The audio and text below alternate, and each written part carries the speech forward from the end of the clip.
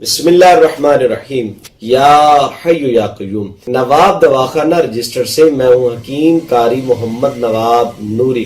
آج آپ بھائیوں کی خدمت میں بریانی چھوٹے بڑے سبھی شوق سے کھاتے ہیں، اس کے فوائد اور اس کے نقصانات، کون کھا سکتا ہے اور کون نہیں کھا سکتا، جس کے لیے مضر ہے۔ بریانی چاولوں میں ایک مخصوص انداز میں گوشت اور دیگر مسالہ جات از قسم تیز پات، کالی مرچ، زیرہ سفید، آلو بخارا، ٹماٹر، نمک، سبز مرچ وغیرہ ڈال کر پکاتے ہیں اور مزے لے کر کھاتے ہیں۔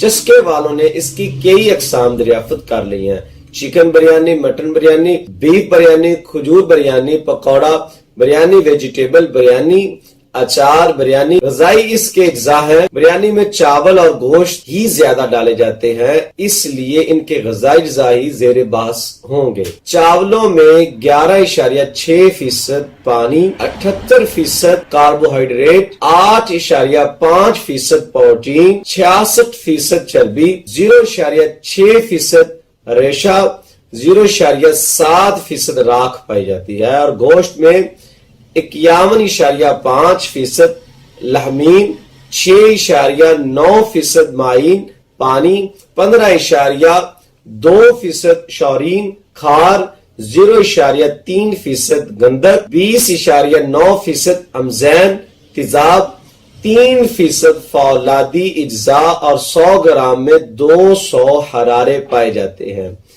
مزاج اس کا ہوگا خشک سرد، باقی جو بھی ڈالا جائے اس کا مزاج شامل کر لیں۔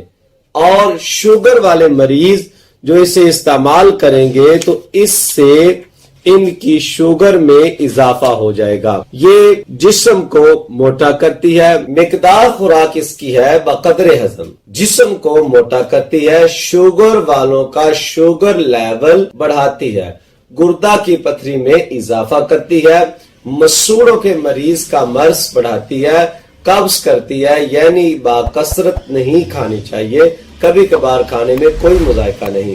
دعاؤں میں یاد رکھیے گا۔ اللہ حافظ۔